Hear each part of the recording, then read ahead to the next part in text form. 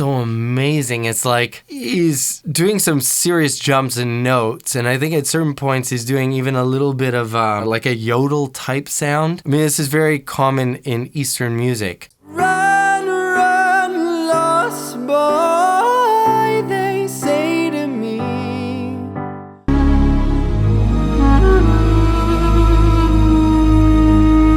So right off on the instrumentation, I just really love that Middle Eastern feel that he's got to the song. It sounds beautiful. I think that's a flute. I'm not exactly sure what instrument that is. I'm definitely not an expert at instruments, but I love the overall very ethnic feel to the song.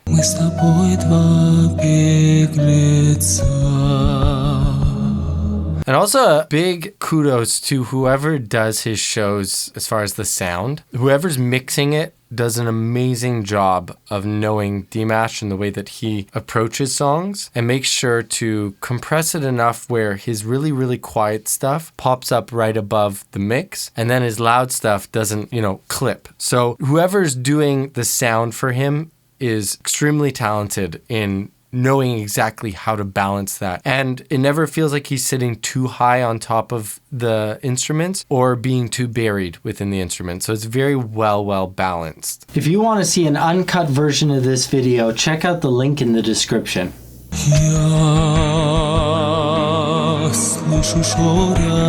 I really love how he started from such a subtle, quiet place and is now blooming into his chest voice. He's starting to get stronger and stronger into a chest, really robust chest voice sound. I mean, it still blows me away how strong his chest voice is and how low his voice can go, yet how high it can go. It's just like no vocal cords other than his really have that sort of very intense range to it. If you're interested in getting a free lesson with me, please check out the link right here.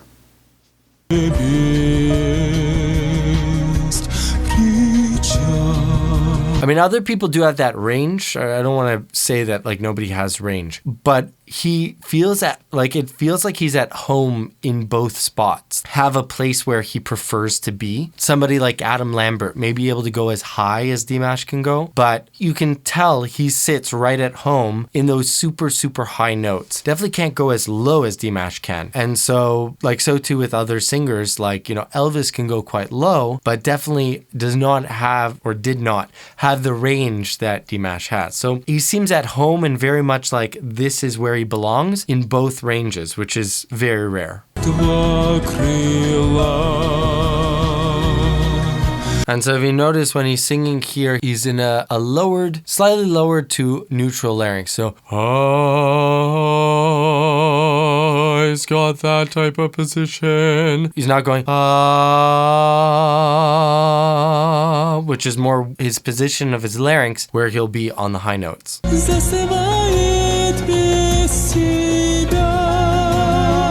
So now once he's shifted to falsetto, that larynx rose significantly in his throat. So just so you guys know what's kind of going on behind the sound anatomically with the way he's approaching it.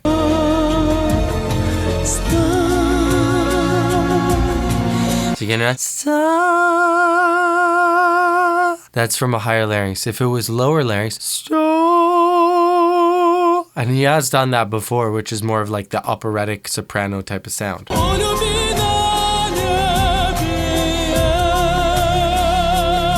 Okay, so there he's moving more into his mix, and in his mix, he's doing it with a lowered larynx position. So, no, he's got that type of sound, not no, different positions of the larynx, but give off totally different tonal characters.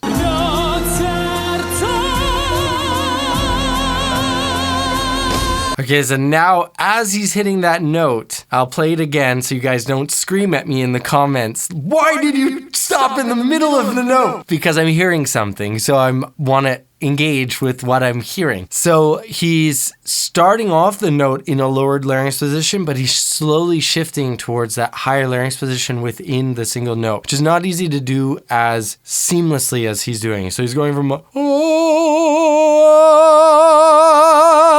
So you hear I'm sitting on one note and I'm shifting from a lower larynx position to a higher larynx position. I challenge any of you to be able to do that as seamlessly as DIMASH does. It is extremely difficult. It's difficult to do it just to shift that larynx position in the middle of a note, but to do it as seamlessly as him is very hard. All right, so let's start it again so we get that note.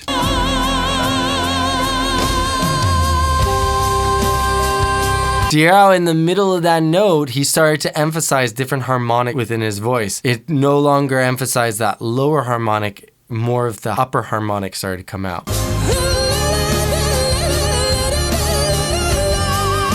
Wow, that's so amazing. It's like he's doing some serious jumps and notes, and I think at certain points he's doing even a little bit of like a yodel type sound. I mean, this is very common in Eastern music, but I've never heard him do this before. It's really incredible. Let's hear that again. So there he sets it up with my heart, with a very stable chest mix. And that's where he flips. Flips into head voice. I know I totally didn't do that justice at all. I would have to really study this. I do not do this type of singing at all. But that takes some serious control of your voice to be able to jump back and forth so fast. Wow. So just, I mean, overall, holding out those notes and bouncing around so quickly between those notes, so difficult. And then holding out that high note for as long as he did on that much breath is like, wow, mind-blowing.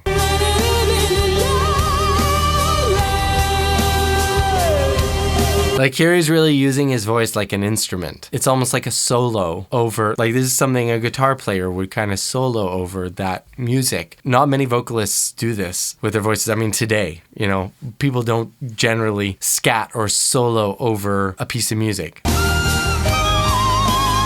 Wow.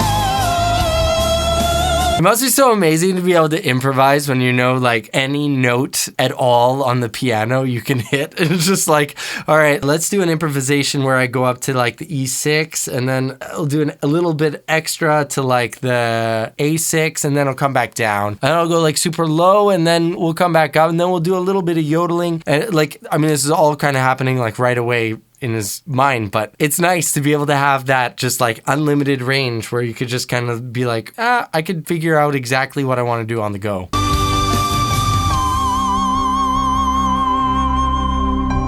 Wow. And then to bring it back like the decrescendo to that very, very, very small sound. That is so hard to do without breaking, especially when you've been pushing your voice that hard. How does he do it? Oh my God, I don't know.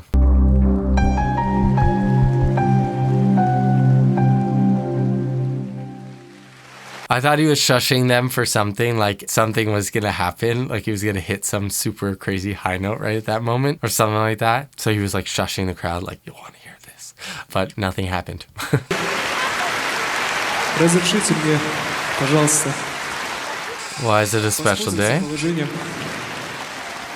Сегодня для меня особый день, потому что именно сегодня моей родной сестренке исполняется 18 лет, друзья. Я хочу воспользоваться моментами.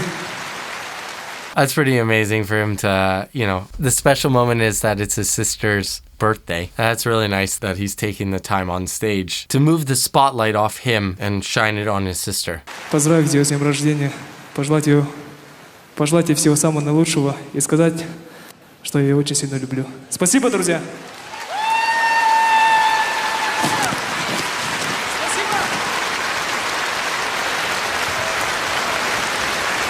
It's like almost ridiculous how many bouquets of flowers he has to pick up.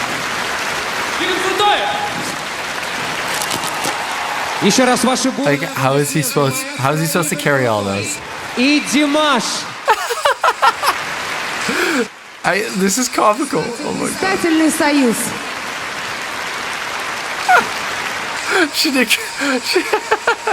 She was trying to give it to him, but he couldn't take it. Поразительно то, что сколько бы раз Димаш не выходил на эту сцену, цветов всегда море. И это говорит только об искренней любви его настоящих поклонников. Еще раз ваши бурные аплодисменты. Игорь Крутой и Димаш. Это внучка Игоря Яковлевича. Давайте поаплодируем.